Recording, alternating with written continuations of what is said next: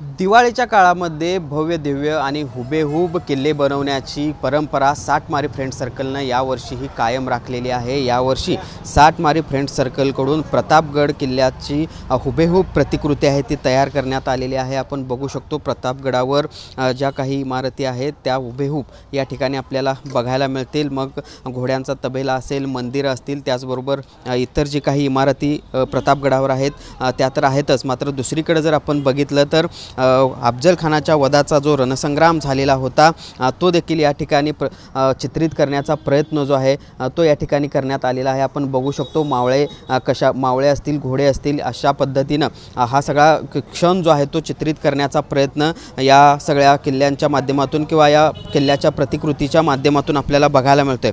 खरं तर या सगळ्या किल्ल्यांच्या माध्यमातून दरवर्षी हे सातमारी फ्रेंड सर्कल वेगवेगळा संदेश देण्याचा प्रयत्न करत असतं। यावर्षी या सगळ्याला दोन बाजू आहेत, त्या म्हणजे एकतर पहलगाम हल्ला जो झाला त्याला ऑपरेशन सिंदूरच्या माध्यमातून ज्या पद्धतीनं दहशतवाद संपवण्यासाठी भारताकडून प्रयत्न केले गेले तो देखील एक महत्त्वाचा हेतू यामागचा आहे यावर्षी प्रतापगड करण्याचा। तर दुसऱ्या बाजूला याच प्रतापगडाचा युनेस्कोच्या यादीत देखील समावेश झालेला आहे। त्यामुळं सातमारी फ्रेंड सर्कलनं यावर्षी प्रतापगडाची ही हुबेहूब प्रतिकृती आहे ती आपल्याला बघायला मिळते, तयार केलेली आहे। खरं तर गेल्या 2 ते 3 दिवसापूर्वी याचं उद्घाटन, औपचारिक उद्घाटन करण्यात आलं आणि त्यानंतर आजपर्यंत हजारो दुर्गप्रेमी असतील किंवा नागरिकांनी हा किल्ला बघण्यासाठी इथं हजेरी लावलेली आहे। एक उत्सुकता या सगळ्या किल्ल्याच्या प्रतिकृतीबद्दल कोल्हापूरमध्ये तयार झालेली आहे। महाराष्ट्रातील सर्वात मोठा अशा पद्धतीनं बनवला गेलेला हा किल्ला जो आहे तो आपल्याला म्हणता येईल आणि त्यामुळे एकूणच आपण बघतोय कोल्हापूरमध्ये अनेक तरुण मंडळ असतील, त्याचबरोबर पेठा असतील, या दिवाळीच्या काळामध्ये अशा पद्धतीनं वेगवेगळ्या किल्ल्यांच्या प्रतिकृती तयार करत असतात। मात्र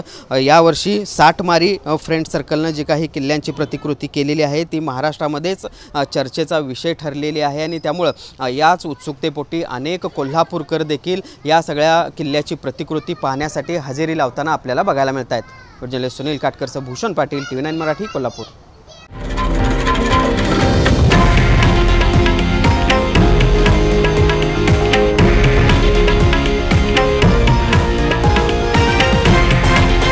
हे आहे देशातील नंबर 1 न्यूज नेटवर्क आणि आपण पाहत आहात TV9 मराठी, एकमेव।